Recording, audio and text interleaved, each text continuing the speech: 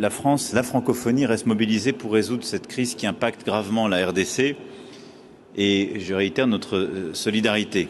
Nous condamnons la violence, les actions de tous les groupes armés opérant en RDC et les atteintes à sa souveraineté territoriale et il n'y a pas d'ambiguïté sur ce point. Hier, je l'ai dit moi-même, je n'ai été que parcellaire dans les citations et il y a beaucoup de crises, de tensions, de situations de guerre que je n'ai pas citées.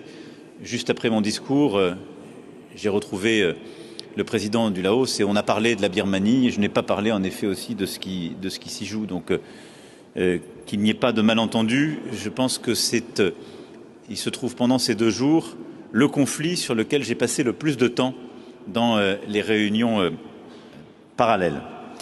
Nous encourageons très clairement la RDC et le Rwanda à parvenir à un accord dans le cadre de la médiation angolaise et l'OIF doit jouer un rôle en soutien des efforts régionaux à ce titre et je l'ai dit successivement au président Tshisekedi et au président Kagame. Pour ce qui est de la France, nous avons toujours été clairs et je l'ai redit aussi à l'un à l'autre. Nous appelons au retrait du M23 et des troupes rwandaises. Nous appelons aussi à procéder au démantèlement des FDLR et à tous les groupes armés en RDC et à l'arrêt des discours de haine.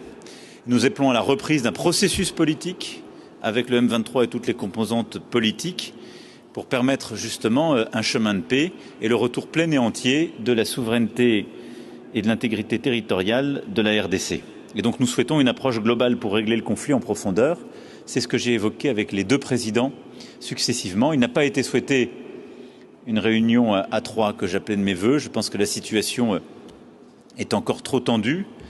Néanmoins, je note que le cessez-le-feu et que la situation sur place s'est un peu améliorée par rapport à ce qu'on a pu connaître il y a plusieurs semaines et plusieurs mois. Elle est évidemment très précaire et donc nous allons continuer de nous engager sur la base des quelques principes que nous avons toujours tenus et que je réitère ici et aux côtés de la médiation angolaise pour que cette situation puisse progresser. Elle suppose des efforts de part et d'autre. Ils sont indispensables, mais très clairement, il n'y a pas de double standard dans la diplomatie de la France. Et donc nous sommes attachés à la souveraineté et l'intégrité territoriale partout.